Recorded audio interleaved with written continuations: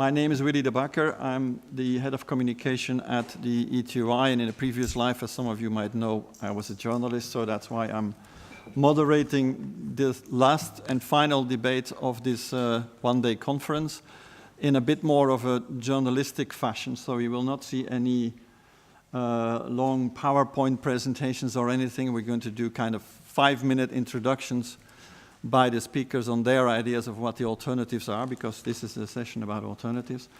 And then we'll talk between them, and hopefully as much as possible with also you involved.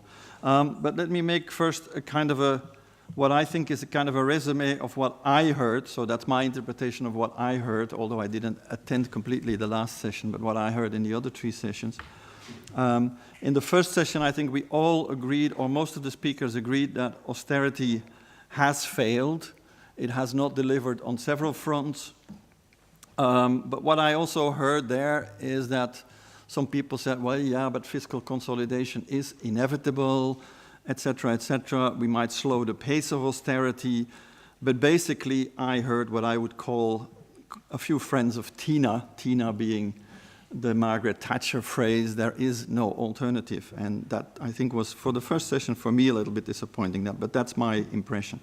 Although we heard from Maria Elena, I think a few elements which went beyond that kind of Tina narrative.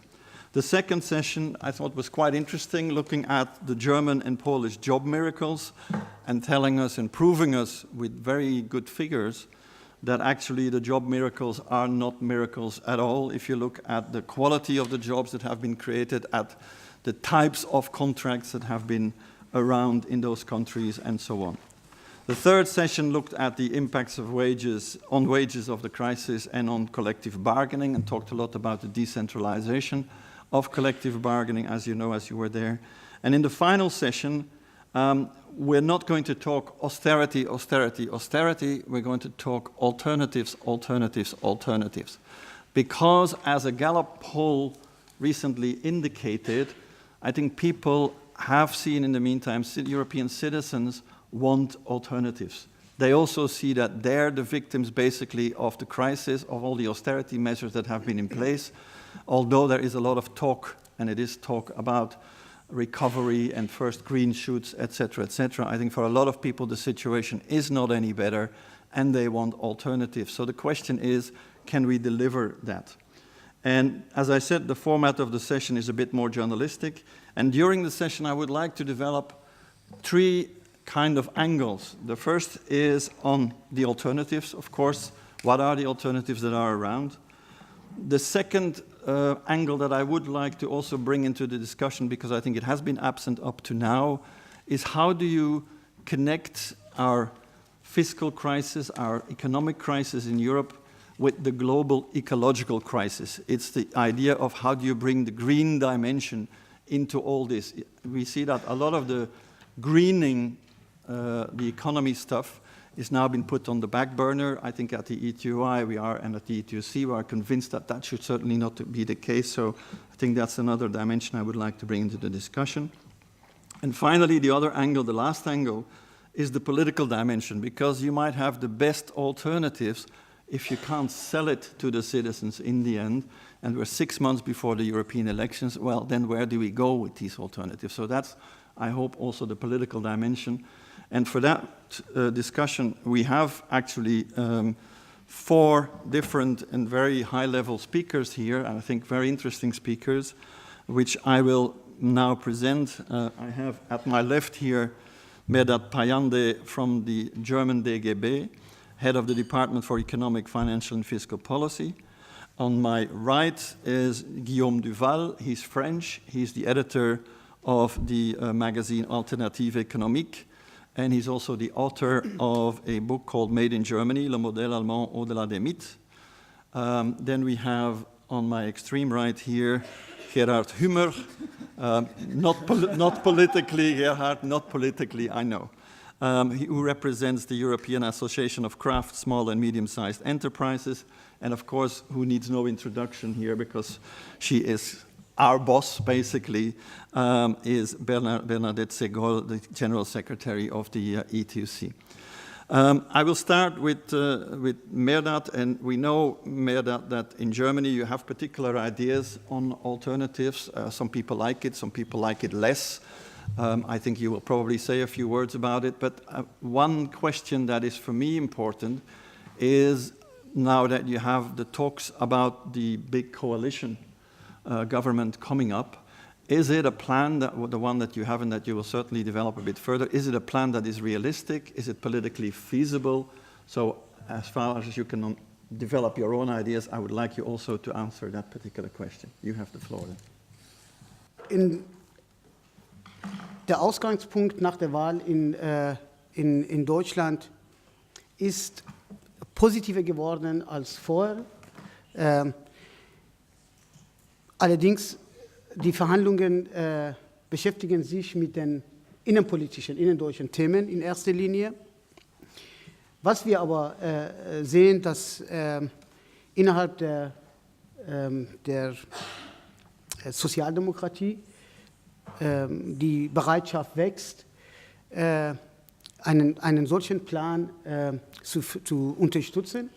Aus einem einfachen Grund, weil auch der Marshallplan, den wir entworfen haben, ist ein Plan für alle, für gesamte 28 EU-Staaten.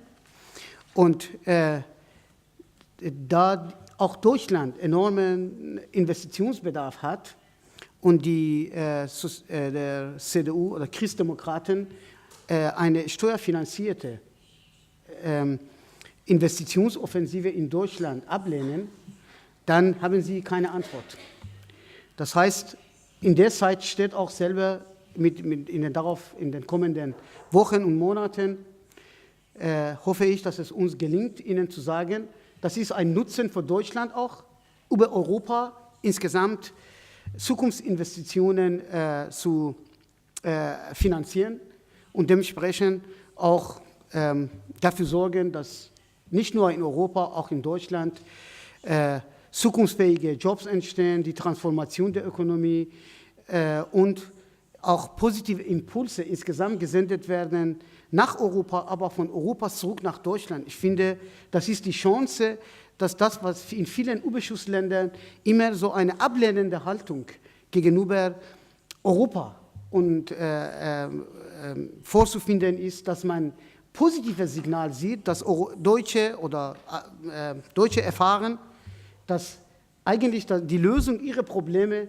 auch in einer gesamteuropäischen Lösung ist und vor allem auch deswegen sehe ich die Chancen, weil bei den anstehenden Wahlen, Europawahlen, brauchen sie alle eine glaubwürdige Antwort und das, was wir vorschlagen, eigentlich kommt bei Menschen an. Alle Menschen sehen, auch in vielen Ländern, vor allem in Deutschland, dass gerade Investitionen in solchen Feldern, Energietransformation, altersgerechter Umbau, in Bildung und Ausbildung, in energetische Gebäudesanierung, in Modernisierung der Industrie, alle sind die Investitionen, die jeder in Deutschland mittragen würde, für sinnvoll halten würde, anstatt Geld rauszuschmeißen.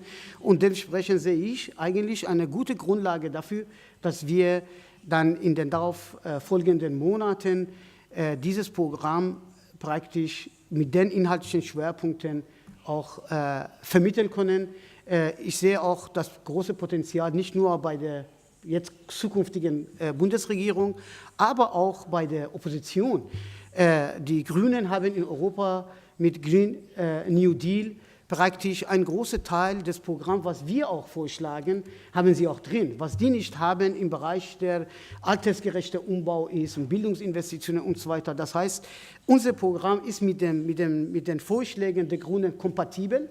Insofern können wir ein größeres Bündnis eigentlich, wenn wir strategisch und klug vorgehen, hinkriegen in Deutschland. Und ich finde, das konnte auch für Europa praktisch zumindest bei Roten, bei Sozialdemokraten, S&D und Grünen so ähnlich zu einem Bündnis kommen und gemeinsam mit Gewerkschaften sich für so ein Programm einzusetzen. Das Potenzial ist da. Die Frage stellt sich, gelingt es uns, dieses Potenzial zu mobilisieren oder nicht? Thank you very much. That was already quite short. I mean, you could have developed a little bit further on the ideas, but maybe we can come back to that later. Let me follow up with a question then. You might be able to sell it in Germany. That's what I get from your intervention, that you're positively optimistic about finding a bigger coalition than just the potentially big government. But is it also something that you think is politically sellable to the European citizens? Because as you say, it's a European plan.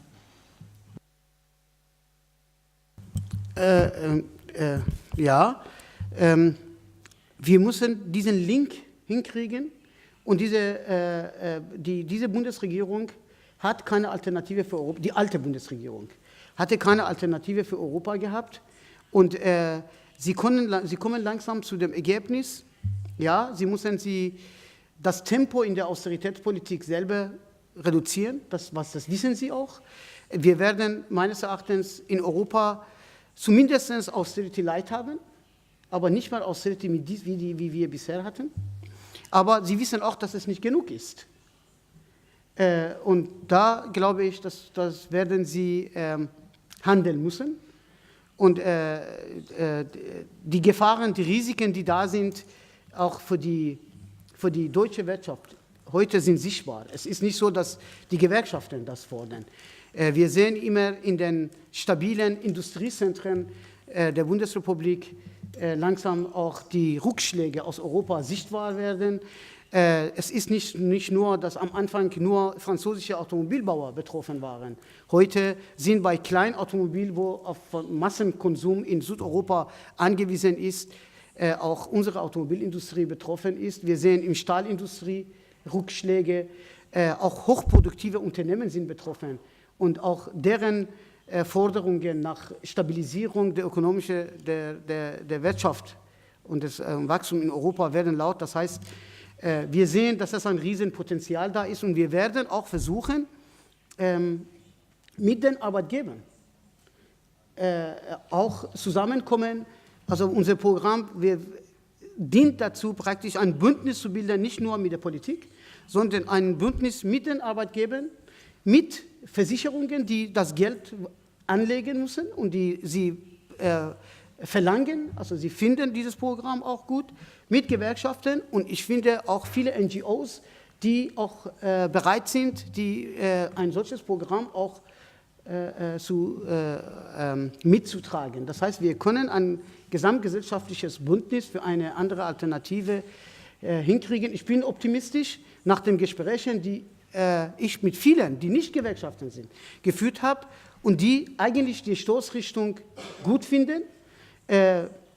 Es gibt Kleinigkeiten, darüber zu diskutieren, ob Multiplikatoren hoch sind, geringer sind, aber in der Richtung, von der Richtung dieses Programms sind viele wirklich auch überzeugt. Ich bin erstaunt, ich habe selbst einen Vertreter des Wall Street Journal, hat zu mir gesagt, ich bin überhaupt kein Freund der Gewerkschaften, aber dieses Programm ist logisch aufgebaut, dass auch wir nicht zu viel dagegen haben können, weil dann sinnvolle Investitionen leitet, die Probleme auf dem Kapitalmarkt, einerseits zu viel Kapital, das nach sicheren Anlagen sucht und muss angelegt werden, zu viel Kapital da ist und das praktisch nur die Funktion hat, sie zu lenken für sinnvolle Investitionen, die ertragsreich sind in der Zukunft. Also das ist nicht so, dass sie jetzt nicht rentabel sind. Die sind auch ökonomisch, aber auch ökologisch und sozial rentabel. Es gibt wenig Argumente, warum man das nicht macht. Selbst bei 300 Milliarden Euro, was dann deutsche DIW in Berlin berechnet hat,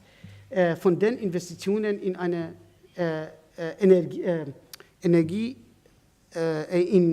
weniger energieintensive, CO2-arme Wirtschaftsweise. Das würde die ca. 300 Milliarden Euro Einsparungen bringen bei Brennstoffimporten. Auch das ist praktisch Argumente, die man einbringen kann. Und das finde ich, man kann viele aus der Mitte der Gesellschaft auch überzeugen. Thank you very much, Mehrdad. I think you have actually succeeded in bringing in all the three angles that I wanted to bring in as well, the alternative as the greening, as the political dimension, so thank you for that as an introduction. Guillaume Duval, question for you. When the when Mr. Hollande won the presidential elections, we were quite optimistic that hopefully something would change in Europe. We've seen that he tried, but has he succeeded? And the second question that I link to that a bit, because I was recently reading a book by François Hesbourg, who is president of the French Institut International des Études Stratégiques, who is certainly has always been a Euro-federalist, but now comes up with the idea that actually we have to abolish the euro in order to save the European Union. My question there is really, is the French pro-European intellectual elite losing its support for Europe? Is the support for Europe dwindling? Merci L'Étui pour l'invitation à avoir associé Alternative économique à votre manifestation. La situation en France est très grave, mais je pense que la situation en Europe est très grave.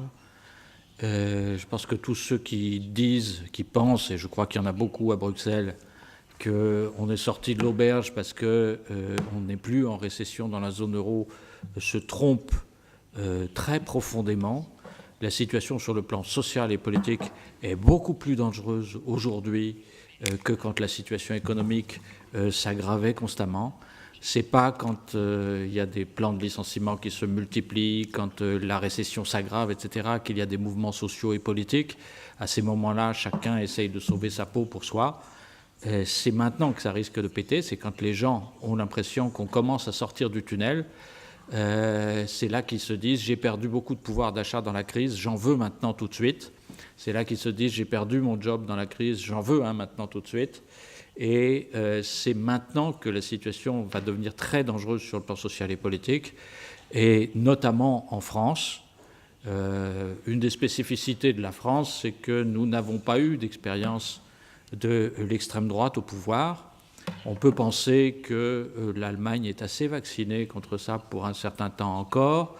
On peut penser que l'Italie est assez vaccinée contre ça pour un certain temps encore. On peut penser que la Grèce, le Portugal et l'Espagne sont eux aussi un peu vaccinés contre l'extrême droite au pouvoir. La France ne l'est pas, et il n'est pas exclu, tel que les choses se développent aujourd'hui, qu'elle soit susceptible de faire cette expérience prochainement. C'est malheureusement ce qui peut sembler aujourd'hui probable. Mais ceci dit, on était censé parler d'alternatives et de ce qu'on peut faire pour essayer d'éviter ce genre de perspective en particulier. Donc je crois qu'il y a beaucoup de choses qu'on peut faire. Donc les premières choses qui sont un peu rassurantes, mais c'est une course de vitesse, c'est effectivement que les Allemands eux-mêmes commencent à en avoir marre des réformes Schröder et de leurs conséquences, et que donc ils sont un peu prêts à augmenter, à faire des choses qui auront pour conséquence, si elles sont mises en œuvre, d'augmenter la demande intérieure allemande. Et c'est vrai que c'est la chose la plus utile que pourrait faire l'Allemagne pour aider à sortir de la crise de la zone euro. Ceci dit, je ne suis pas forcément très confiant sur la capacité à aller suffisamment loin et suffisamment vite en Allemagne dans cette direction-là, s'il n'y a pas une pression suffisante de l'extérieur. Je vous signale en particulier que les salaires allemands ont très fortement décéléré déjà depuis le début de cette année. On était sur un rythme de 3% de hausse de salaire par an l'an dernier. On n'était plus que 1,5% au début de cette année. Si ça continue à ce rythme-là, il ne va pas se passer grand-chose du point de vue de la demande intérieure allemande. Bon, ça c'est un élément, mais c'est un élément qui concerne plutôt nos camarades, même si ça peut aider si un certain nombre de gouvernements rappellent au gouvernement allemand, au-delà du FMI et de la Commission européenne, ses responsabilités à l'égard du reste de l'Europe. Et c'est vrai, vous l'avez souligné, nous sommes de ceux qui considérons que François Hollande n'a pas suffisamment élevé la voix sur ce type de sujet comme sur d'autres au cours des derniers mois. Tout le monde attendait le résultat des élections allemandes. Maintenant, ils sont là. J'espère qu'il y aura des initiatives de ce côté-là. Mais au-delà de ces aspects, je pense qu'il y a beaucoup de choses à faire. Donc je pense que l'affaire Snowden est quand même un élément très important à prendre en compte. Alors c'est vrai qu'en France, ça ne fait pas beaucoup de vagues. On a l'habitude en France d'être espionné par un État fort qui ne rend pas beaucoup de compte à personne. On a l'habitude de considérer que les Américains, c'est des méchants qui veulent dominer le monde. Donc ça n'a pas fait trop de vagues en France. Ça déclenche quand même quelque chose, à mes yeux, de très important en Allemagne. Ça marque, je crois, une rupture assez profonde dans les relations germano-américaines. Je pense qu'on peut en profiter pour vendre aux Allemands quelque chose qui n'était pas vendable jusque-là, mais que les gouvernements français essayaient de pousser quand même. C'était des initiatives importantes à l'échelle européenne en matière d'économie numérique. Ça aura des effets redistributifs aussi, puisqu'il s'agirait d'équiper aussi les pays du Sud, de faire des choses pour dépendre moins de Google, de Facebook, d'Amazon et tous ces gens qui ne payent pas d'impôts en Europe. Donc l'État allemand était jusqu'ici très opposé à toute logique de politique industrielle européenne. Je pense que sur ce sujet-là, l'affaire Snowden ouvre une possibilité dont il faut se saisir très rapidement. L'environnement, on y reviendra peut-être de manière plus détaillée. Je pense qu'il y a beaucoup de choses à faire là-dessus. Je crois aussi, je voudrais qu'on y revienne si je peux en dire un mot tout à l'heure, mais séparément sans doute. Je crois qu'il y a beaucoup de choses à faire aussi sur le plan fiscal. Je ne suis pas sûr, on a discuté beaucoup de SMIC, je pense que c'est important, il faut qu'il y ait des standards minimums, mais l'essentiel de ce qu'il faut faire pour limiter le dumping social en Europe, c'est de limiter le dumping fiscal. Et la pression que ça exerce sur les coûts du travail dans les différents pays. Ce n'était pas possible avec le gouvernement allemand précédent, ce n'était pas vraiment la tasse de thé des libéraux allemands. Madame Merkel avait déjà saboté les tout petits efforts qui avaient été faits en Europe, notamment en signant un accord avec la Suisse qui préservait le secret bancaire suisse. Ça avait été heureusement refusé par l'opposition au Bundesrat. Je pense qu'avec le nouveau gouvernement allemand, il devrait être possible de se mettre... On a même signé un accord, un traité, sans les Anglais qui n'auraient jamais marché dans ce genre de combine, un traité supplémentaire pour mieux gérer la zone euro qui ne comporte aucune disposition en matière d'harmonisation fiscale et même pas des dispositions en matière d'échange automatique d'informations ou autre chose comme ça. C'est de la folie furieuse. J'espère qu'avec le nouveau gouvernement allemand, on réussira à mettre en place des choses réelles là-dessus. Je sais qu'il y a la règle de l'unanimité, mais je pense qu'il n'y a pas besoin d'envoyer beaucoup de divisions françaises et allemandes pour mettre le Luxembourg à raison s'il y a vraiment la volonté politique des grands gouvernements là-dessus. Je pense qu'en particulier, il faut qu'on avance maintenant très vite sur le bénéfice consolidé pour les entreprises, pas de la manière dont la Commission l'a envisagé jusqu'ici, c'est-à-dire de manière optionnelle, mais de manière absolument obligatoire, en tout cas pour les entreprises au sein de la zone euro. C'est un moyen très efficace, c'est un peu compliqué, je ne vais pas vous expliquer le mécanisme là, mais c'est un moyen très efficace d'éliminer l'optimisation fiscale des multinationales, même sans harmonisation des taux. Dans un premier temps, on peut laisser les 12% des Irlandais subsister. Si on a la base commune consolidée, ça pèsera peanuts et on aura beaucoup plus d'impôts dans les autres pays. Donc ça, c'est troisième chose. Je pense aussi que, la question de l'union bancaire est aussi absolument centrale. J'espère là aussi que le nouveau gouvernement allemand lèvera l'attitude de blocage qui était celui de l'ancien sur ce sujet. Bon, je comprends les raisons de ce blocage. C'est vrai que le système bancaire allemand est particulièrement mal géré. Et donc, il y a effectivement des raisons de craindre si se met en place des systèmes de surveillance européens pour le système bancaire allemand en particulier. Mais je crois que c'est vraiment une condition nécessaire et indispensable de mettre l'union bancaire en place très rapidement si on veut en particulier soulager la situation dans les pays du Sud et faire que la politique monétaire de la Banque centrale s'y transmette. Enfin, je pense qu'il faut prendre des initiatives très rapidement, même si elles ne se traduiront pas tout de suite, d'ordre politique et institutionnel. Je crois en particulier que ce qui peut faire, si vous voulez, ce qui fait blocage aujourd'hui, c'est beaucoup l'attitude allemande qui continue à considérer que la question de l'euro, de l'Europe, doit rester dans une logique ordolibérale de l'Europe par les règles. Donc l'analyse qui domine en Allemagne, un peu dans tous les courants malgré tout, c'est de dire si on a eu une crise en Europe, c'est parce qu'on avait des règles pas suffisamment strictes, avec des contrôles pas suffisamment intrusifs et des sanctions pas suffisamment dissuasives. Je pense que c'est une erreur très profonde. On est arrivé à un niveau d'intégration économique, d'intégration monétaire tel qu'il faut vraiment être capable de décider de manière discrétionnaire de la politique économique en Europe, sinon on ne s'en sortira pas. L'Europe, par les règles, a fini tout ce qu'elle pouvait faire d'utile, et encore, je ne sais pas s'il y en avait beaucoup. Il faut trouver les moyens de prendre des décisions discrétionnaires en Europe.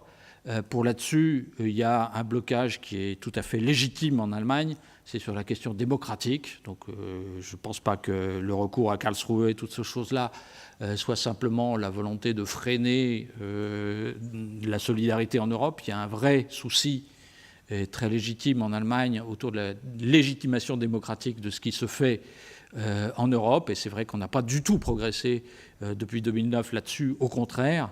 Le travail qui se fait au Parlement européen est un peu tardif aujourd'hui, mais c'est vrai que la question de la Troïka et de la légitimation démocratique des actions de la Troïka est quelque chose d'incroyable, ce qui s'est fait sur ce plan-là. Donc je crois qu'il faut proposer dès aujourd'hui des mesures de légitimation démocratique de ce qui doit se faire au niveau de la zone euro, et je pense que ça passe en particulier par l'instauration d'un Parlement zone euro, qui, à mes yeux, ne doit pas être forcément, ni même en priorité, une émanation du Parlement européen, de la partie zone euro du Parlement européen, mais plutôt, même s'il faut évidemment associer le Parlement européen aussi à ça, une émanation des parlements nationaux, puisqu'il s'agit en gros de leur piquer une partie supplémentaire de la souveraineté budgétaire pour prendre des vraies décisions de politique économique à l'échelle européenne sur les budgets nationaux. Voilà, excusez-moi d'avoir été un peu long au-delà des 5 minutes. J'espère qu'on reviendra sur l'énergie parce que et l'environnement, j'ai beaucoup de choses à en dire aussi. Merci beaucoup, Guillaume. We'll certainly come back to that. What I hear from you is that there are indeed a lot of elements of alternatives that you have put on the table, so I think we'll come back to some of them later. I'm now going to turn to the business side of our discussion here with Mr. Humer representing small and medium-sized companies. And I mean, Gerhard, for businesses, the crisis has not always been very easy too, certainly for small and medium-sized companies. We know that, and I think we recognize that also as trade unionists. What is your reading of what the austerity has actually achieved for you personally, for you as business, I would say? But also, you heard a lot of discussion, certainly in the last session, about wages and collective bargaining. And one of the concerns, of course, of trade unions is that the wages have gone down quite a bit, and the quality of work has been put into danger. So for me, the question that I would like to raise with you is, are medium and small companies willing to go for quality jobs? Okay, let me start with thanking the trade unions for inviting me. It's a great honor, but also a big challenge, because now I'm the only employer here in the room, and have now 5 minutes to say something about the discussion of the whole day. It's a bit challenging. But what is for sure is that SMEs are in the same way negatively affected by the lack of growth, by the consequences of a policy which focused too much on austerity during the last years, and therefore we have a good common starting point for this debate. Being a social partner since 25 years before in Austria, and in Austria I always said with my colleague from the trade union side is that the secret of Austria is that we fight together for a larger cake instead of fighting about the larger piece of a small cake. And in reality, we have to, if we discuss the current situation, we have to look to both dimensions. The first thing is the larger cake. Austerity leads to lower growth, and we have to combine budget consolidation by measures which enhance growth, but also which make sure that private investments is done into productive economy and into job creation. There's enough money around. That's also the starting point of the German model. But at the moment, nobody is interested to invest this private money in jobs and productivity in Europe. But the precondition for economic growth and for higher welfare, which is in the end of the day the aim of economic policy, cannot be achieved without more real growth. If there is not more goods produced, not more services produced, you cannot have more welfare in Europe. This is the one angle we have to focus, and therefore we need better conditions for investment, and this means also attractive for investors, and attractive for investors means profitable. There's no way out of them. And the second dimension is you have to create new possibilities for investments. That's about countries needs reform. Some countries need reform in the goods market regulation. Some countries need them in the service market regulation. And there are still some countries which may need reforms in the labor market. I will come to them a little bit later. That's this part of growth. Yeah? I have not the answer, yeah? the single answer how to achieve more growth. But we have to think about investment in productivity, in infrastructure, in training, in qualification, etc. Otherwise, we will not have mid-term growth possible. The second thing that concerns me more, because this is the political problem we have in Europe at the moment, is that we have to look to the distribution of welfare in Europe. We have problems in the regional distribution of welfare. We have problems in the distribution between capital income and labor income, and we have problems within the group of employees between high wage earners and precarious employment. The regional level, and that's the more obvious thing in the European debate, is in the end we have to accept that the original idea of the monetary union, that if you cannot devaluate anymore, but the market will put enough pressure on the social partners to come forward with wage policies which is in line with competitiveness and productivity, has failed. Yeah? We have built up since the 2001 crisis a huge amount of imbalances and a huge amount of debt, of private debt, of company debt, of private household debt, and of sovereign debt in different parts of Europe. And this was not corrected by the market. And now we have the mess which we have to sort out. And it's clear that the banking crisis was the starting point of the mess. But the reasons behind has also to keep in mind when we want to solve this. And what we have learned now, politically we have learned now, is this will not be solved without solidarity in Europe. The debate under economists at the moment is clear that without solidarity between the better off and the less better off, without solidarity it will not work.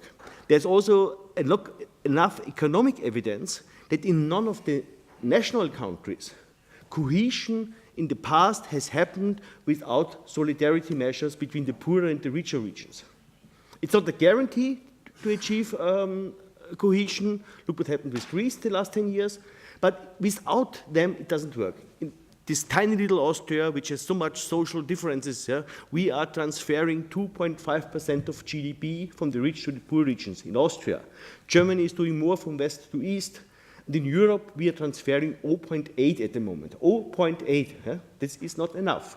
On the other side, politically, you cannot expect that the, let's say simply the richer countries are transferring these solidarity measures without having any impact on or any say about what happened there. At the moment, we have only this economic governance system with the six-pack and blah, blah, blah. But this you cannot sell politically. This is always a pressure from somewhere, from Merkel, from Barroso, from, you name it, you have it, on other countries. This is not the way out, and therefore I'm convinced that the discussion, the Commission has started now with the social dimension paper. in the midterm perspective, to do something to help countries to reform, to do their reforms, and to help them to overcome the negative consequences of reform in the first term is a very, very important area. On this, the second imbalance is capital labor. We have to see that in the global capital market, investment is only done in Europe if this investment is in Europe as attractive as elsewhere, anywhere else. And this has to be done, can be influenced by capital market regulations. We have to make sure that all these regulations we're negotiating at the moment give incentives to invest in real economy and less in capital gambling, financial gambling. It has to be done with tax policy. Yeah? It's a shame that we have tax systems which favor financial investments over real economy investments. But in the end, it has also to do with the fact that it has to be attractive. The prices for doing for business in Europe has to be at a level which allows investors to make profit.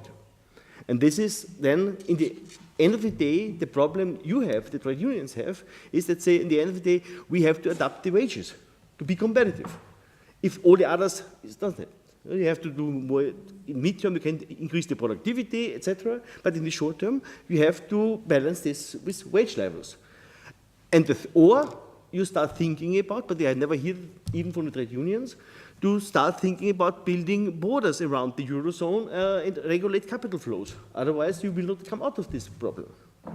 And in reality, and this is my last point, we have a similar situation when it's about the imbalances or the widening of the primary income distribution within salaries. In a global market, the natural outcome is that if you have a global market with regions with lower income levels, that first the income for lower qualified will go down, and only the income for high qualified people will go up. So this spread is increasing in the primary income distribution, which is a huge challenge for social systems, how to help the lower income people to get still reasonable net income. This can be done with social measures, with tax measures. It can be done with subsidized wages somehow. It also plays a huge role when you discuss minimum wages. Also there, I would rather warn, yeah, in tiny little Austria, we have 9 regions, and in 9 regions, we have 9 different minimum wage levels for each sector in the SME world to stay competitive, because you have different economic situation for a hairdresser in Burgenland on the Hungarian border compared to Vienna or Salzburg. This has to be taken into account when you discuss minimum wages. Also, the living costs in these areas are different. And this problem has to be solved. And the second problem area in the employee side is that we have, and that's also sorry to say it here, we have a problem with inside and outsiders. Insiders, in the mean, they have the better contracts. They are working in sectors which have less competition, less global competition. They are much better organized on the trade union side than the other areas of the economy. And this also is widening the gaps, and you have the precarious, and I will never deny that there are precarious job problems, but there is also the problem that we have on the other side, fixed-term contracts, which are so fixed that this is not enough flexible to deal with them in the real economy, in a competitive economy. And here we have to find the right balance. I am not saying that we should give up all employment protection, that's not the point, yeah? But we have to ensure that this fits together, that competitiveness, income level, welfare levels, midterm developments, the possibility to invest, to attract capital in Europe, this has to play to each other. Yeah? And this is a little bit the message I wanted to start the debate. Thank you very much, Gerhard. I think you started off nearly sounding like a trade unionist when you talk about investing in the real economy, better distribution of welfare. Of course, in the end, maybe the sting was a little bit in the end there with a few of the things that you said on wages and on flexibility. But I think Bernadette will probably react to some of the things that you have said. But Bernadette, my first question is mainly about the recovery plan that the ETUC is working on. Could you say a little bit about that and also why you see it as the real alternative to the austerity policy of the Commission? Je vais bien sûr dire quelques mots de ce plan qui est bien sûr aussi un suivi des propositions qui ont été faites par nos collègues allemands. Mais je veux quand même dire au départ que, bon, on est tous convaincus ici qu'il y a une alternative. Mais je pense qu'on a un problème parce que notre message, je pense, ne passe pas dans les couches des populations où elle devrait passer. Et d'une part, et d'autre part, qu'elle ne passe pas du tout chez M. Barroso, chez M. Van Rompuy ou chez M. Olli Rehn, qui continuent à mettre en avant la nécessité d'appliquer la même politique et de nous amener des chiffres sur les progrès qui sont faits et qu'on va bientôt voir la lumière au bout du tunnel, toutes choses qui sont démenties par des données tout à fait fiables. J'ai eu hier une discussion avec un économiste qui a montré, qui a fait des calculs que pour la Grèce, avec une croissance optimiste de 2%, il leur faudrait 20 ans avant de pouvoir réduire leur dette à quelque chose comme 130%. Et donc 20, 30, 40 ans, ce ne sont pas des chiffres qui sont tenables. Mais je pense que nous n'avons pas gagné la bataille contre l'austérité.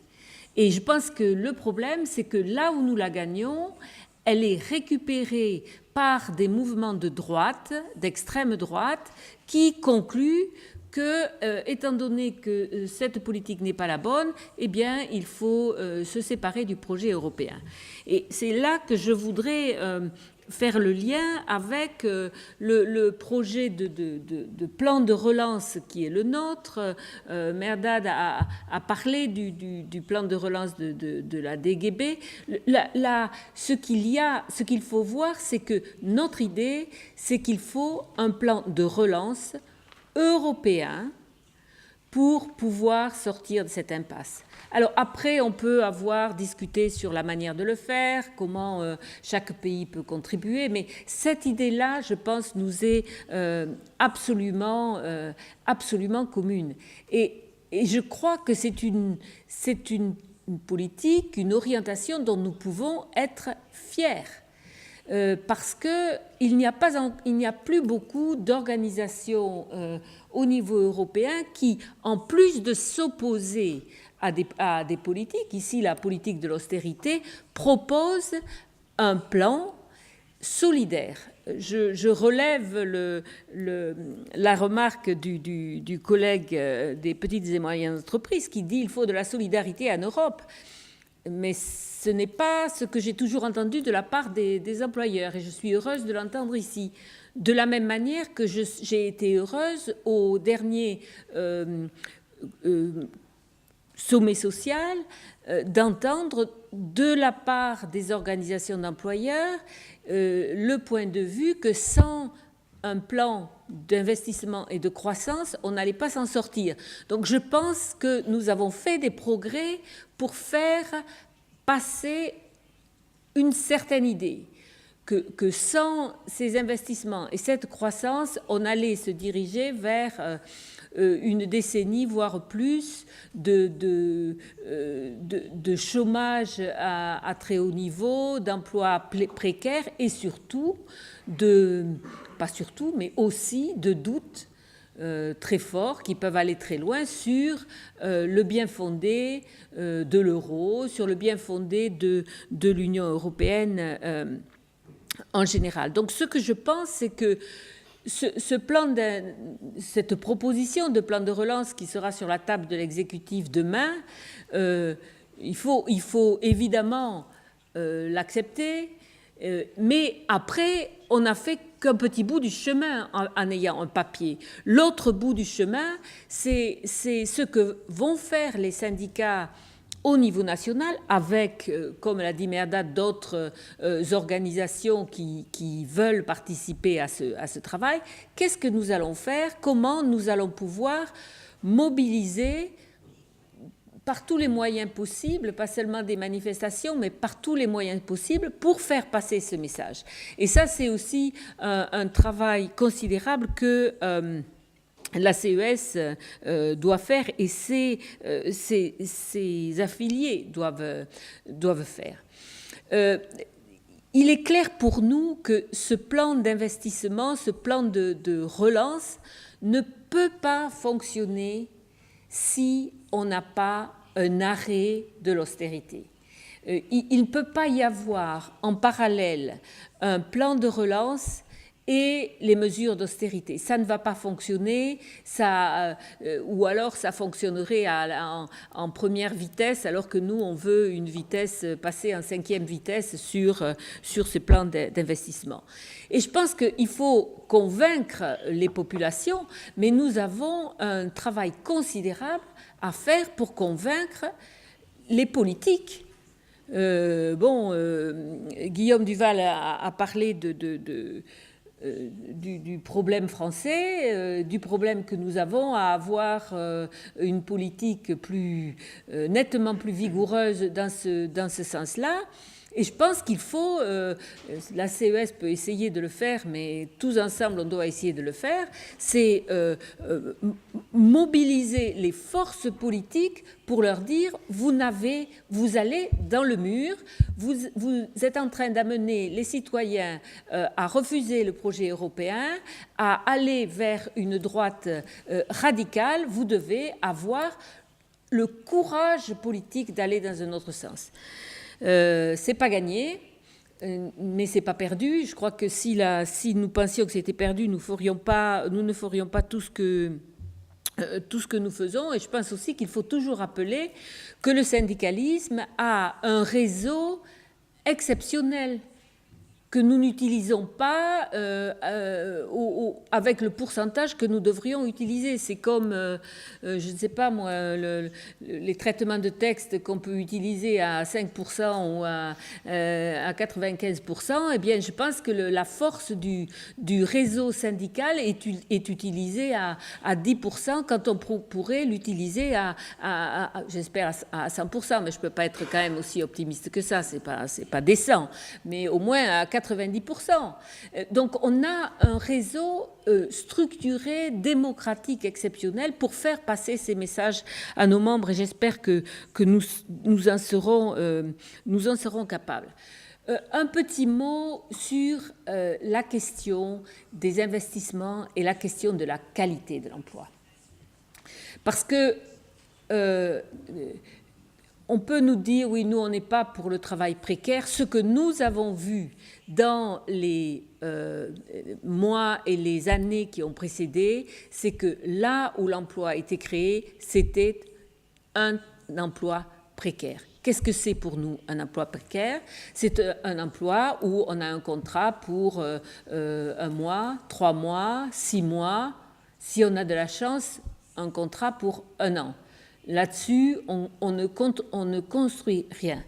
Un emploi précaire, c'est un emploi pour les jeunes où on gagne un salaire qui est, même pas seulement pour les jeunes, en dessous du seuil de pauvreté. Je rappelle que les salaires minimums en Europe n'atteignent pas, lorsqu'il y a une seule personne, n'atteignent pas les 50% du salaire moyen qui est le seuil de pauvreté. C'est ça la précarité. Et donc, nous ne sommes pas favorables à ce qu'un plan d'investissement, un plan de relance favorise le financement des entreprises, mais pour faire quoi? Donc nous voulons qu'il y ait des conditions qui soient posées sur le type d'emploi qui doit être créé. Je ne sais pas si on parle maintenant de la question de l'économie verte ou pas. Un peu plus tard. Alors je vais laisser la chose là en disant que pour nous, le travail, je dirais, le travail théorique, le travail politique à l'intérieur d'une organisation, de nous tenir ensemble derrière une idée. J'espère que demain, il sera derrière nous sur ce plan de relance, mais il est aussi derrière nous sur le contrat social pour l'Europe. Mais le plus difficile, c'est pas le papier que nous avons. Le plus difficile, c'est de mobiliser par tous les moyens possibles autour de cette idée qu'il y a une alternative sur ce plan de relance, ce plan de croissance pour des emplois décents, des emplois de qualité. Merci beaucoup, Bernadette. I think we have about half an hour left, so I would like to also invite the audience to come in with some remarks or some questions. The one that I, as moderator, would still like to launch is the one about the green economy that I would like you to come back to later after we've had a few other questions from the floor. Basically, the whole reforms that we have had now is around the type of structural reforms. And I ask myself, have these reforms been structural enough in the sense, have they been radical enough in terms of also thinking about a new kind of growth model? Do we want to go back to the same growth model which had a lot of ecological costs, which was very energy intensive and so on and so forth? So that kind of discussions about another kind of type of growth, probably based around prosperity and radical redistribution, is something that I like to throw into the debate for some reactions later. But now I want to see if there's a show of hands of some people who would like to come in. I see already one here. I'd like to take 2 or 3 questions there and over there. My name's Harun Saad. I work for an NGO that's focused on local urban development issues across Europe. But I'm also here in a personal capacity, in the sense that I'm also a candidate in the London region for the European elections for the Green Party, the London Green Party. I mean, first of all, I find it really stimulating. I mean, for me, I wasn't able to come to the whole day, but I found what you had to say was stimulating. But it left a sort of a sense in me that somehow the discussion on alternatives, at the end of the day, you know, we have to look at those alternatives in a realistic sense. And the realistic sense, I mean, is that, okay, what is the context? And here I'm going to focus on a European level, if I may, and I'll be very brief.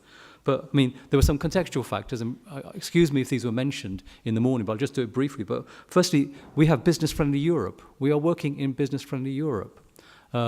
Just one key example, just look at the recent report that came out from Alta EU, which highlights the corporate grab that's taken hold of the expert groups that actually support the Commission in producing initiatives and legislation. It's appalling, the situation in terms of that. So we have business-friendly Europe. Secondly, we have a really fundamental disconnect that's taken place between Brussels and the European bubble here and the rest of Europe, I reckon. I mean, when I say a disconnect, I mean, you think about movements that have taken place which somehow have just been sidelined. Los Indignados managed to get 1 million people in their national elections to spoil their ballot papers, to say that that was a sign of disapproval, not in our name kind of stuff. So there is a huge disconnect around the European agenda. So any discussion about how will Europe come across in 2014, I missed that kind of sort of dimension. Third point I want to make, it's also business as usual in the financial sector.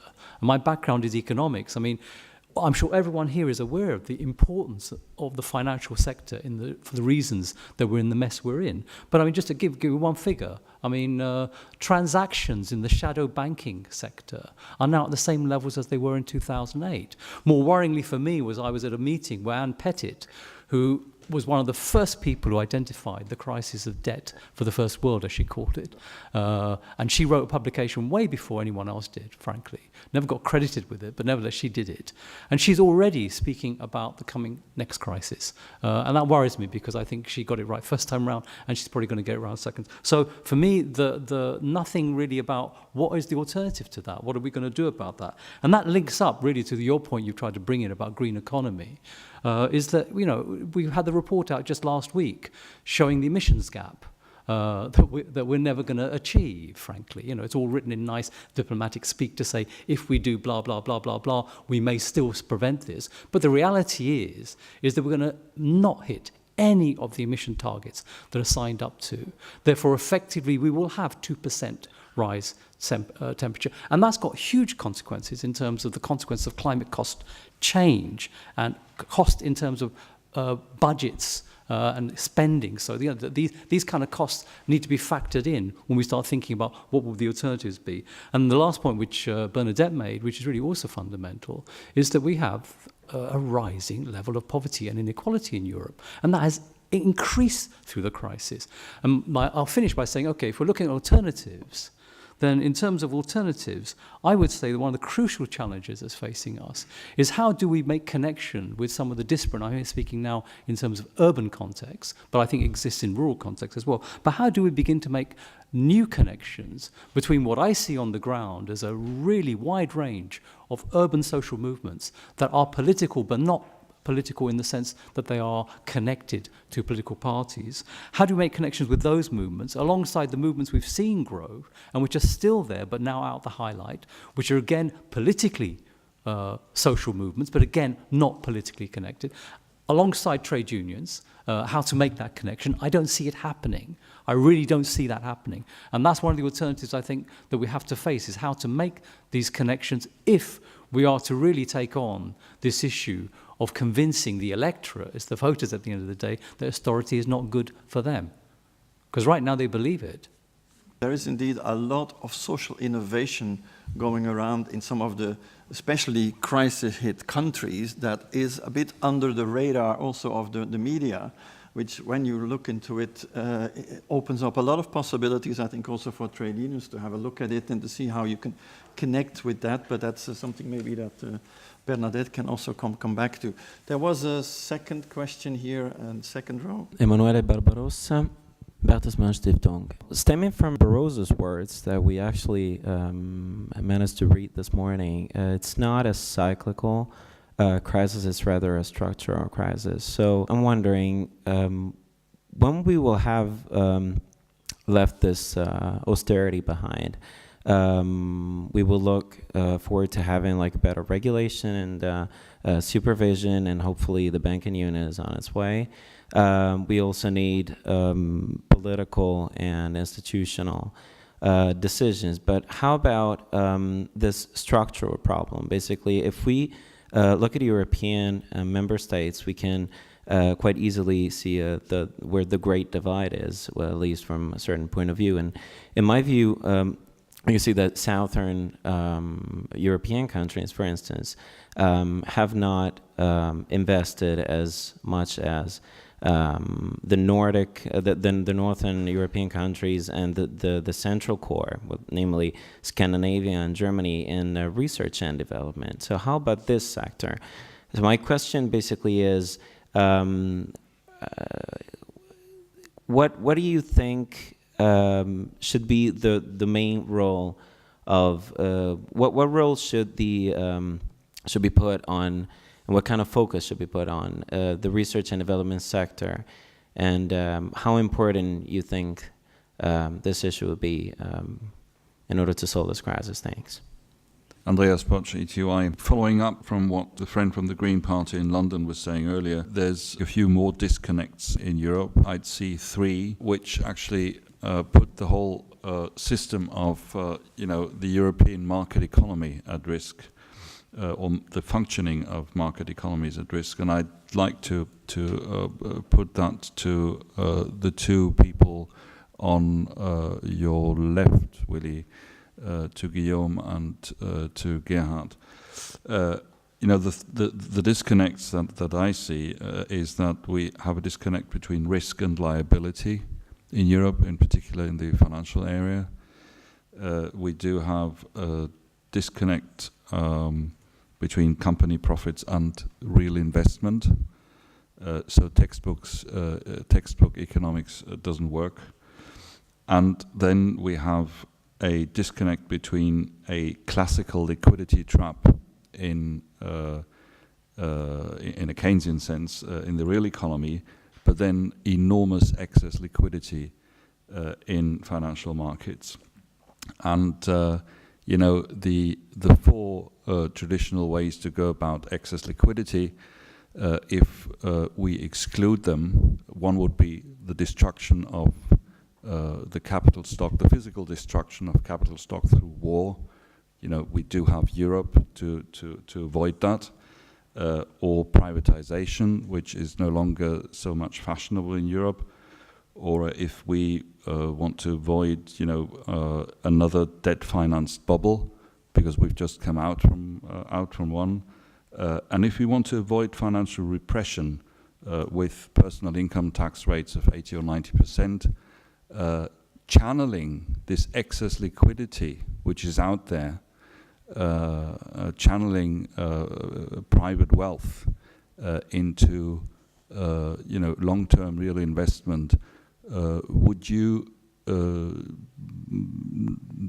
believe, or would you agree with the view that real business, small and medium-sized business, which is the main driver for growth and employment creation, would be the main beneficiary of such a plan at European level?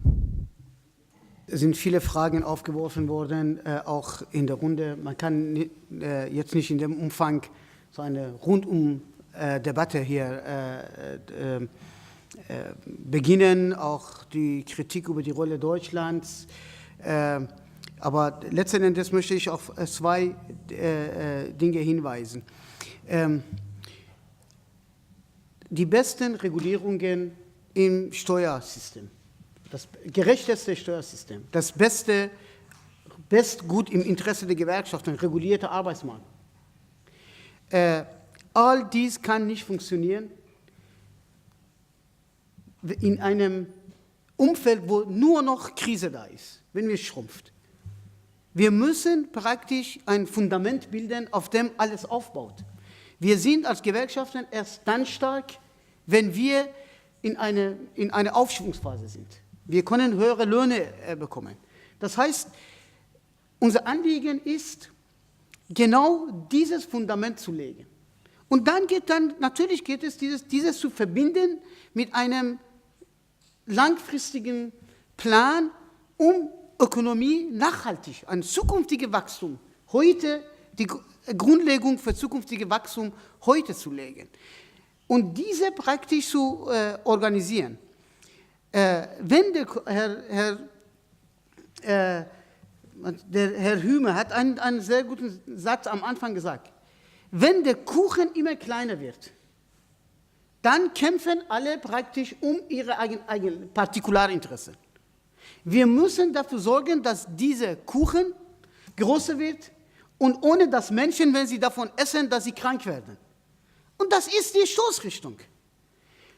Und ich glaube, dass dafür wir wollen für eine andere Wachstums- und Entwicklungsstrategie, können wir Menschen begeistern. Und darum geht es mir. Es geht auch, sowohl als der Kollege gesagt hat, auf unterste Ebene, auf städtische Ebene, auf kommunale Ebene, auf Landesebene. Es gibt überall Menschen, die praktisch diese legitime Forderungen haben, auch wenn sie Frau Merkel wählen. Es ist in Deutschland eine Mehrheit für ein rot-grünes Modernisierungsprogramm gewesen, aber sie wollten Frau Merkel haben, weil sie bessere Alternative gefunden hatte. Eigentlich wollten sie eine rot-grüne Regierung mit Frau Merkel als Bundeskanzlerin. Das war eigentlich, man muss auch verstehen, wie in Deutschland ist. Und ich glaube, dass das Potenzial ist, wie können wir auf europäischer Ebene genau das zum Aufbruchsstimmung machen. Zu sagen, wie können wir Menschen praktisch, deren Wünsche da sind, eine Transformation der Ökonomie, eine gerechtere Gesellschaft, eine stärkere Besteuerung von Reichen. Das ist praktisch bei allen Umfragen in einem Land, das gerade gewählt hat und Frau Merkel wieder gewählt hat, trotzdem wollen diesen Wechsel. Ich glaube, wir müssen verstehen, wie die Menschen eigentlich denken und nicht jetzt sofort, weil Frau Merkel diese aggressive Austeritätspolitik vorantreibt in Europa, praktisch nicht gleichsetzen. Dann können wir die Menschen mitnehmen. In Bezug auf strukturelle Krise, was dann gefragt wurde, strukturelle Probleme, Reformen. Der Begriff strukturelle Reformen ist sehr negativ bei uns Gewerkschaften. Weil letzten Endes geht es um Deregulierung und Liberalisierung des Arbeitsmarktes zulasten der Arbeitnehmerinnen und Arbeitnehmer. Und diese können wir nicht mitgehen. Wenn Sie Probleme lösen wollen, wir müssen gucken, was die Ursachen sind. Ich nehme ein Beispiel.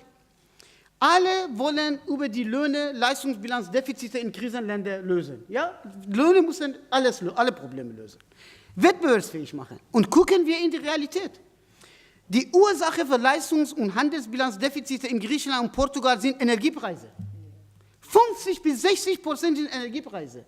Wenn wir diese Länder sich entwickeln, industrialisiert werden, steigt ihr Energiebedarf. Das heißt, die Defizite werden sogar größer. In allen anderen Ländern auch. Mit Löhnen werden wir nicht diese Probleme lösen, in den Griff bekommen. Sie können, sagen Sie, Sie wollen mit den sinkenden Löhnen Preise senken, Wettbewerbsfähigkeit herstellen. Dann gucken Sie sich mal wir haben 3 Jahre Lohnsenkung. Die Preise sinken doch nicht. Das heißt, wir kriegen über diesen Lohn nicht die Probleme geregelt. Das Gegenteil. Wir führen dazu, dass lokale Märkte zusammenbrechen, die Versorgung der Ökonomien zusammenbricht, kleine Volkswirtschaften sind abhängig von Importen. Wenn deren Kaufkraft zusammenbricht, dann sind sie unterversorgt und dementsprechend auch gefährdet. Also politische Stabilität ist gefährdet. Und darum ist es im Interesse von allen, wenn man an politische Stabilität auch denkt, auch daran zu setzen, dass die Märkte relativ stabil bleiben. Das heißt, die erste Maßnahme muss sein, das, was ihr gesagt worden ist, das ist keine Lösung des Problems. Aber der erste Anfang ist, dass wir den Druck mit der Austeritätspolitik auf die Löhne, auf die Einkommen der Menschen, auf Lebensbedingungen, diesen Druck wegnehmen. Also bitte Austerität weg. Wenn dann Strecken, wenn 3 Jahre, 4 Jahre, wenn Ökonomie erstmal in Gang kommt. Zweiter Punkt. Dann müssen wir verbinden mit einer Langfristorientierung. Dazu gehört, ich bin bei Ihnen, wenn Sie sagen, wir brauchen auch Reformen. Ja, wir brauchen nicht Strukturreformen, wir brauchen institutionelle Reformen. Wir müssen Verwaltungen modernisieren, wir müssen für Rechtsstaatlichkeit sorgen, wir müssen dafür sorgen, dass Investitionen praktisch getätigt werden, wir müssen für Ordnung sorgen. Wir müssen natürlich auch dafür sorgen, dass diejenigen, die jahrzehntelang in diesem Land reich geworden sind, auch in Griechenland, in Portugal, in allen anderen Ländern, auch Steuern zahlen. Das kann doch nicht angehen, dass diejenigen, die nichts haben, ständig zahlen müssen, aber diejenigen, die reich geworden sind, die superreich ab 30 Millionen US-Dollar individuelles Einkommen. Sie zahlen keine Steuern, sie werden privilegiert. Aber das muss man sagen. Das ist auch gerecht. So schafft man auch Akzeptanz. Diese verbinden, ich bin bei Ihnen, wenn wir sagen, Reformen müssen gemacht werden. Aber Reformen behutsam. Wir können nicht wie eine Schocktherapie gesamte Strukturen in diesen Ländern ruinieren, zusammenbrechen lassen und am Ende dann ernten wir wirklich Chaos, rechtsextremistische Tendenzen, rassistische Tendenzen werden immer stärker und in Deutschland haben wir Glück gehabt. Bei Europawahlen wird diese Alternative von Deutschland in Europaparlament reinkommen. Das ist die Realität.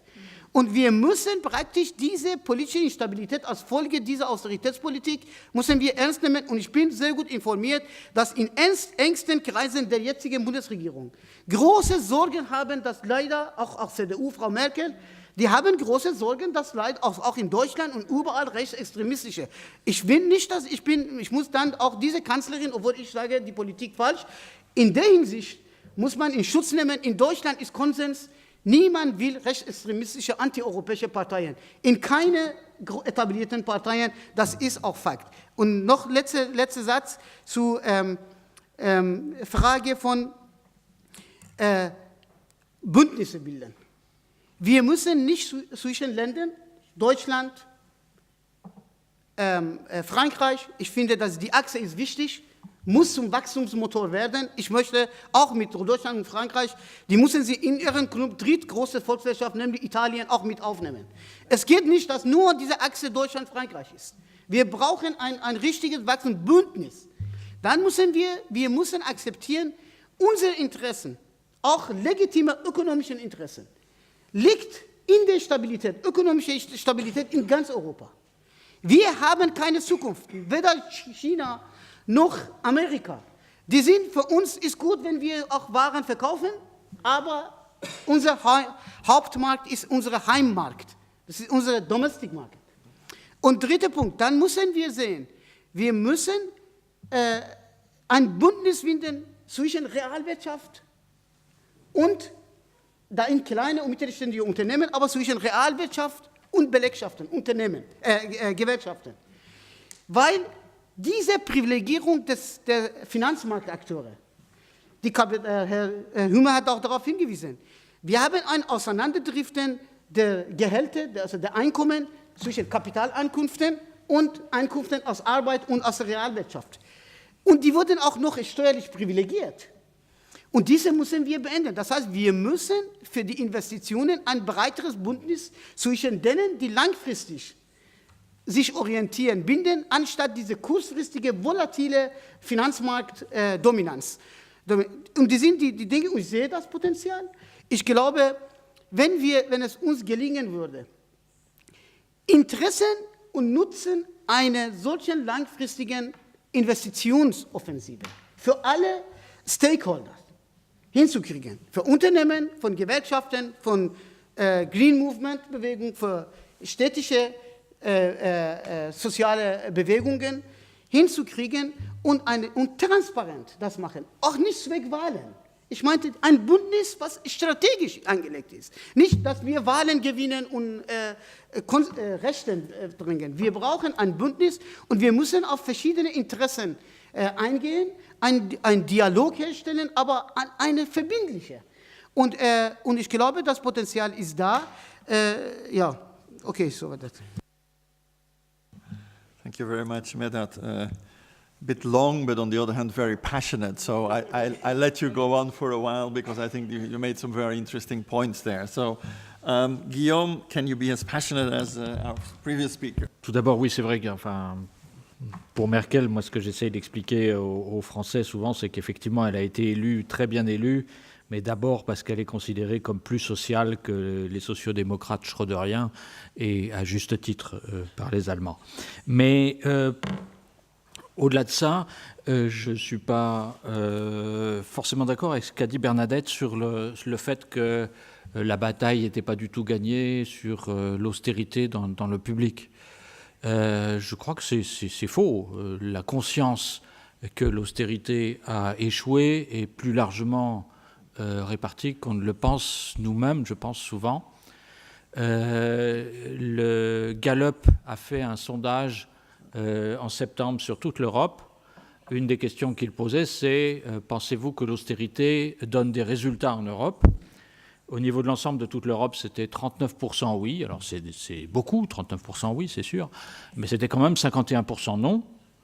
Les gens qui disaient vraiment oui, très majoritairement, c'était les Roumains, c'était les Bulgares, c'était les Hongrois. Il y a un syndrome post-stalinien qui est quelque part là derrière, mais les gens de la zone euro disaient très majoritairement, non, et les Allemands disaient très majoritairement non. Les Allemands répondaient à cette question, 42% oui, 53% non. C'est comme la moyenne des Européens. Donc je crois que la conscience est aujourd'hui très largement répartie en Europe que ces politiques ont échoué, y compris en Allemagne. La deuxième chose, c'est sur la question du changement climatique, mais c'est un peu, enfin, je ne sais pas si on va y revenir finalement ou pas. On en parle maintenant alors. Donc effectivement, je crois que la question qui se pose aujourd'hui, c'est plus simplement qu'est-ce qu'on fait pour éviter le changement climatique, mais qu'est-ce qu'on fait pour s'y adapter. Et là aussi, il y a des politiques à mettre en œuvre qui sont très importantes. Sur la question de la R&D, la recherche et développement, oui, c'est gentil. Il faudrait développer de la recherche et développement en Italie, en Espagne, en Grèce, etc. Mais tout ce que la Troïka fait aujourd'hui va exactement dans le sens inverse.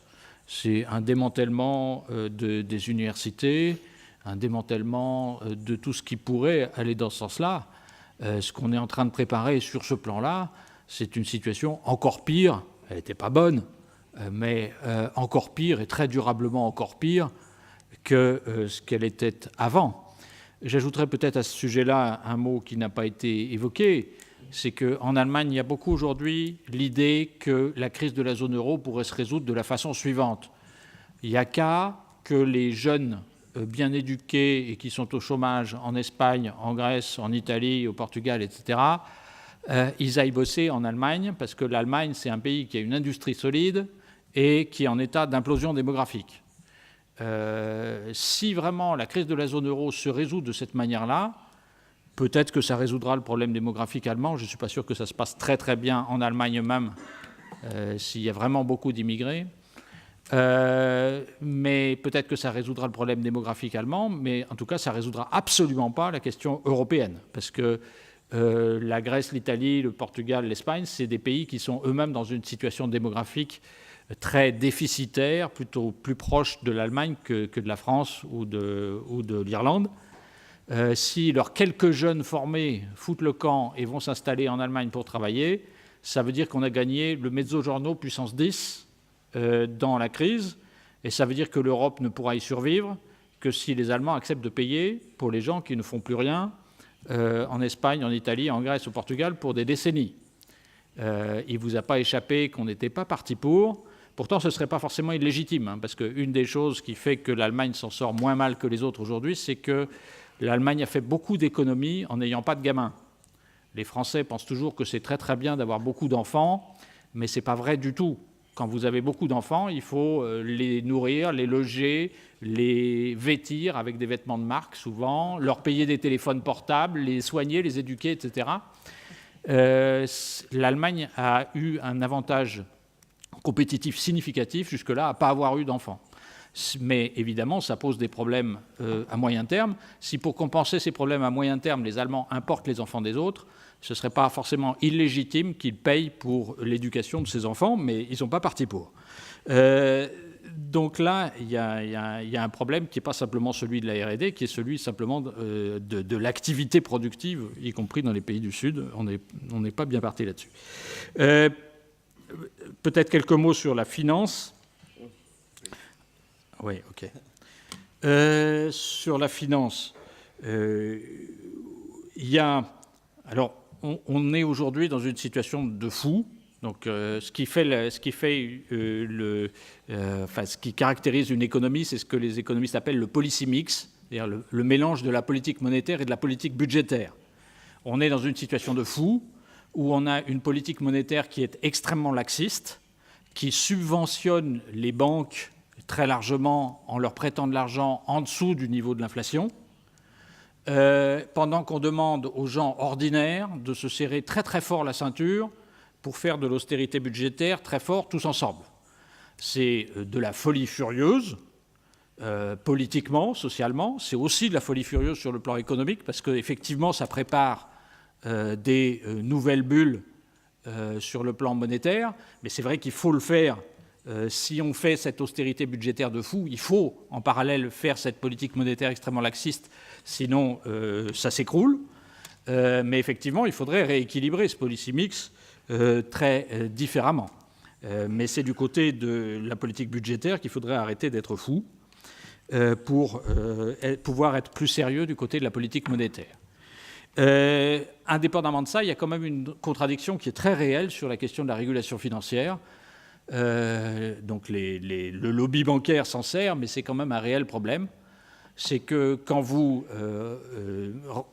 tendez la régulation financière, c'est-à-dire quand vous demandez aux banquiers de prendre moins de risques, quand vous leur demandez de mettre plus d'argent de côté à chaque fois qu'ils prêtent, etc., ça a dans l'immédiat un effet de freinage sur l'activité et sur la sortie de crise.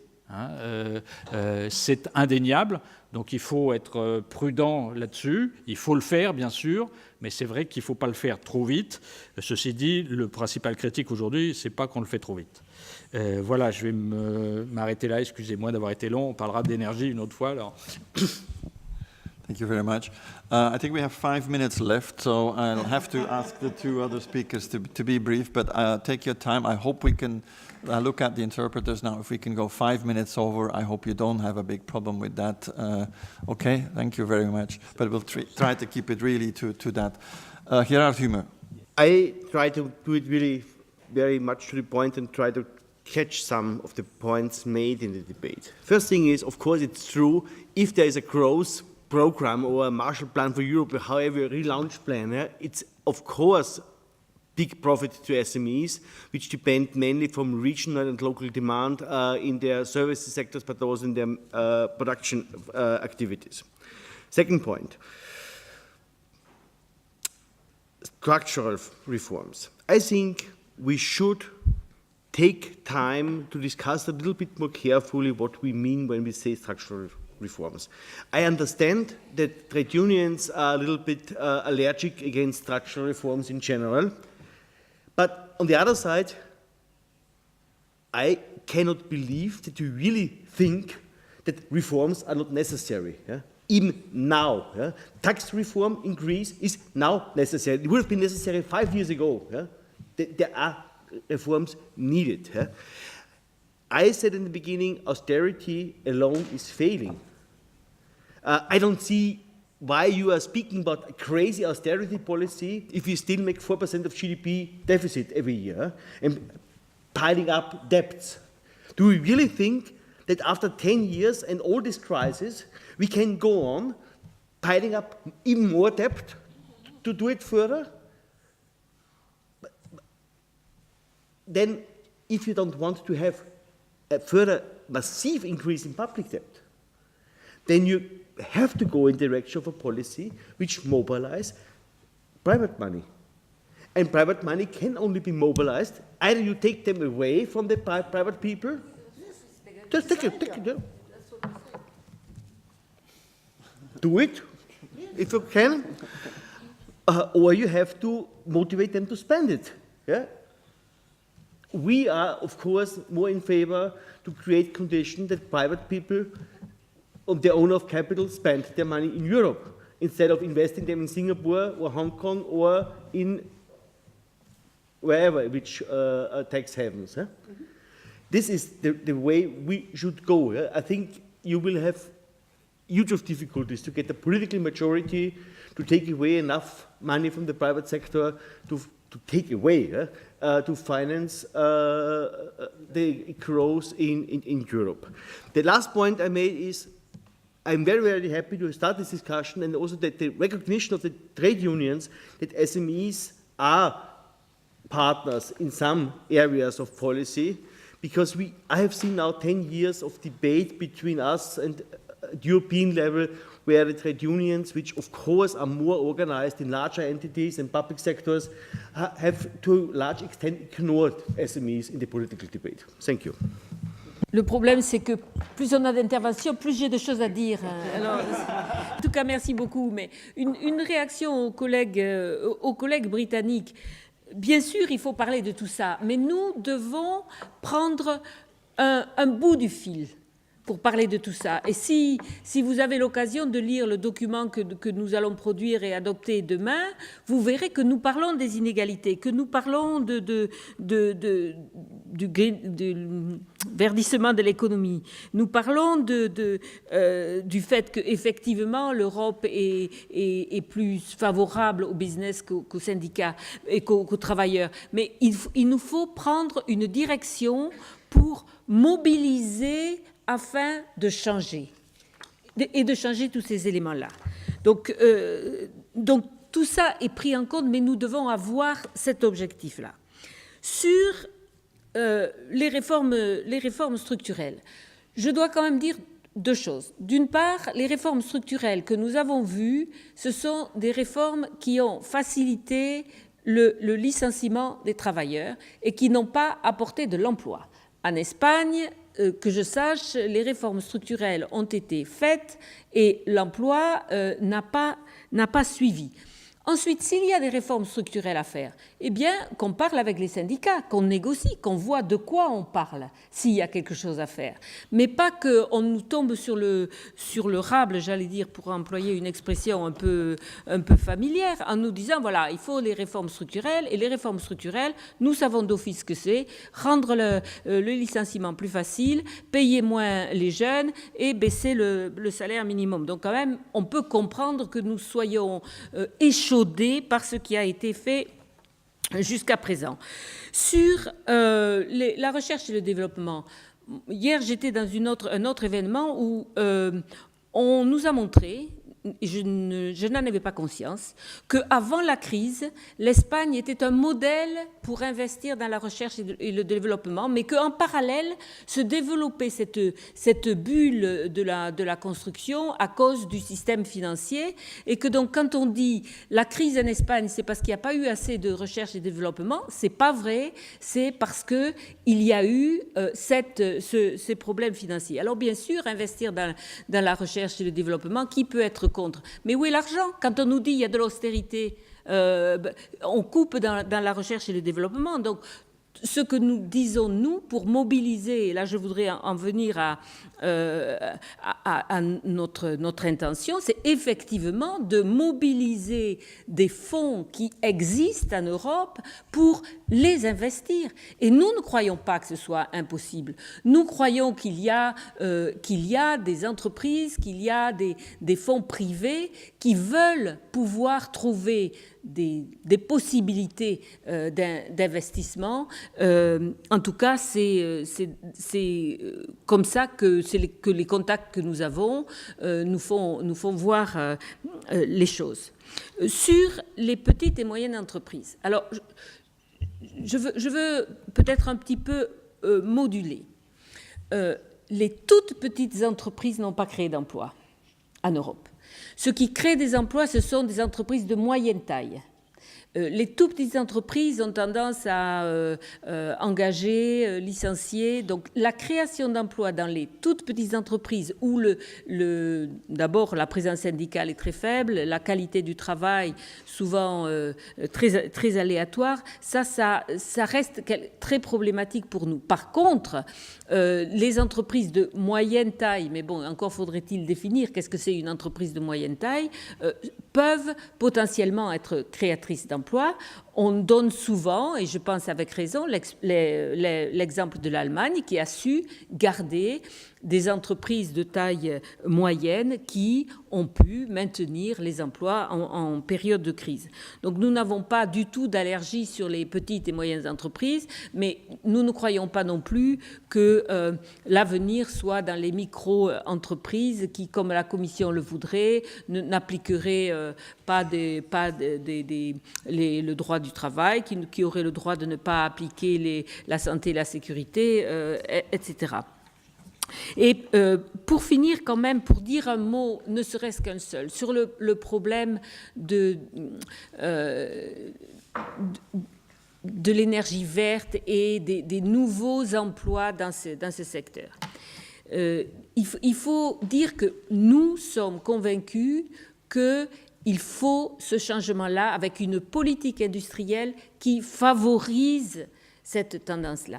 Mais il faut aussi dire que nous avons en même temps comme responsabilité de trouver des solutions pour les travailleurs qui sont touchés. Nous ne pouvons pas, comme syndicat, juste dire aux mineurs polonais ou à d'autres, ben, vous savez, maintenant vous êtes de la vieille école et c'est fini pour vous. Ou les gens de la construction en Espagne. Il faut pouvoir offrir une perspective à ces travailleurs-là. Donc nous ne pouvons pas nous permettre d'être intellectuels à cet égard. Nous devons être très concrets. Quelles sont les mesures de formation? Quelles sont les ouvertures que nous pouvons donner à ces gens qui, si nous ne leur donnons pas d'ouverture, vont s'opposer à cette transformation écologique en Europe? Et je crois que ça, c'est aussi très, très, très important pour nous. Bien entendu, on ne peut pas tout dire sur des choses aussi importantes, mais je pense que je finirai peut-être sur la note positive. Je suis très contente que Guillaume contredise sur le fait que la majorité des populations maintenant soient convaincues que l'austérité, ça ne marche pas. Donc peut-être que nous avons sous-estimé les campagnes et les initiatives que nous avons prises. Donc merci Guillaume de m'avoir corrigé à cet égard. Thank you very much, Bernadette. I think I'm going to give the floor to Maria, if you still want Maria to do the closing remarks. No, the only closing remarks I will do, however, is to say that, I mean, the day-to-day, what we've talked about is that we're maybe in recovery, that we might have a public opinion in favor of something else than austerity, and it's time to go forward. But at the same time as we're being said that it's time to move forward with alternatives because the time is ripe, there's also a danger not to have a good and solid alternative, to let people down, to let the public opinion down. So it's a really kind of a delicate moment to go forward. The different panels we've had today were kind of trying to demonstrate some of the problems that we have, but also put forward some of the solutions. As the day went on, the mountain of solutions became bigger and bigger, but they're also completely interconnected and multidimensional. We cannot only work on an investment plan, which must be one of the bigger kind of issues to work on, is an investment plan, and try to get money into the real economy and create growth and create jobs. Although job creation is not to be taken for granted, but is something that needs to be worked on. The issue of solidarity on a European level is full of tensions. I mean, it's not something that we can take for granted either. So that's another big kind of chantier that one needs to work on. What we did not talk about, at least in the afternoon panels, was industrial policy, because if you want to put forward big investment plans, industrial policy, European-wide industrial policies are a necessity.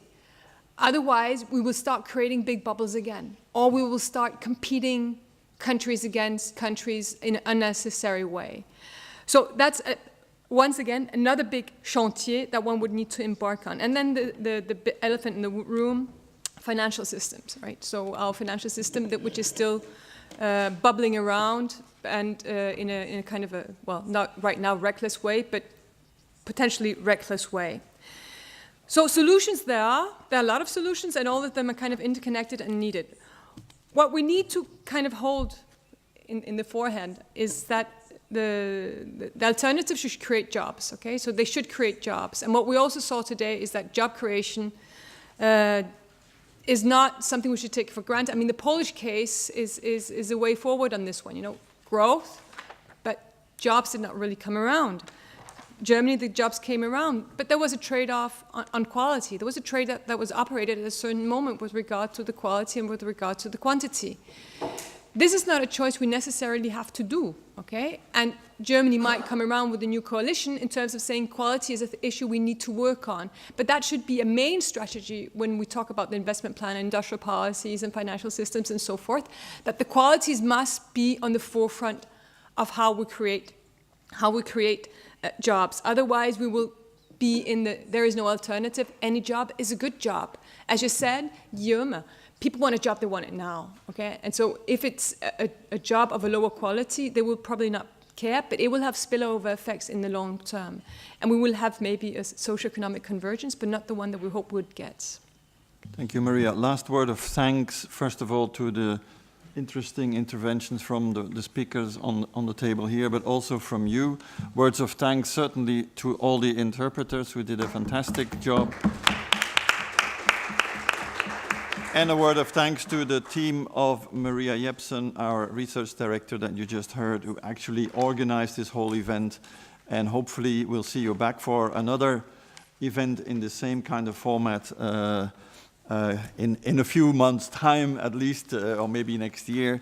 And there we could probably tackle more these social ecological transition issues or the issues of industrial policy. Thank you very much and have a good way back home. Thank you. Thank you.